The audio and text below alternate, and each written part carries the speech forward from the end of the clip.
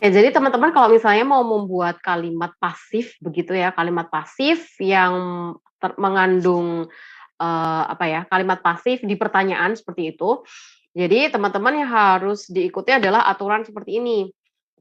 Hampir sama dengan, kalimat pasif biasa, cuman auxiliary atau helping verb-nya itu terletak mendahului subjek. Kalau misalnya sebelumnya itu langsung ya, setelah subjeknya, tetapi ini dibalik karena dia pertanyaan.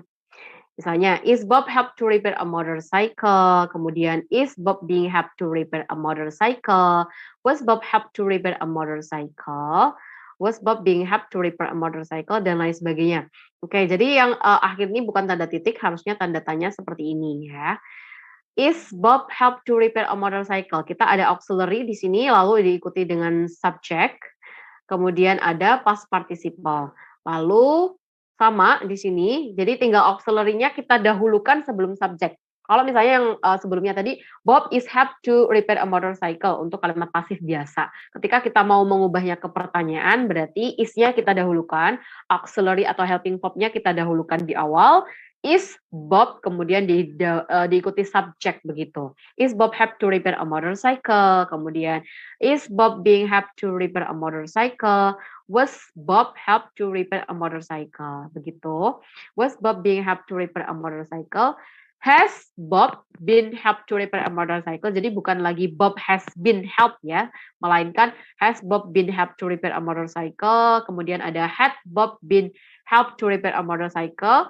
Will Bob be help to repair a motorcycle? Is Bob going to be help to repair a motorcycle? Jadi teman-teman yang harus diingat adalah penggunaan auxiliary atau helping verb itu mendahului subjeknya ketika kita mau menggunakan sebagai pertanyaan, bukan kalimat biasa lagi, tapi menggunakan kalimat pertanyaan, maka harus dibalik auxiliary atau helping verb-nya mendahului subjek, bukan setelah subjek. Itu poin pentingnya. Jadi seperti itu. Kemudian, using passive voice di sini, yang teman-teman harus ingat tadi sempat saya sentil juga, jadi biasanya memang passive voice atau kalimat pasif itu tidak menggunakan frasa by, biasanya ya.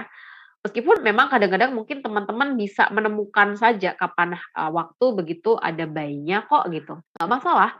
Jadi bisa menggunakan by, bisa tidak, cuma memang biasanya kalimat pasif itu tidak menggunakan frasa by, karena kita tidak menekankan, siapa oleh siapanya. Misalnya, Bob is helped by Roy to repair a motorcycle. Oke.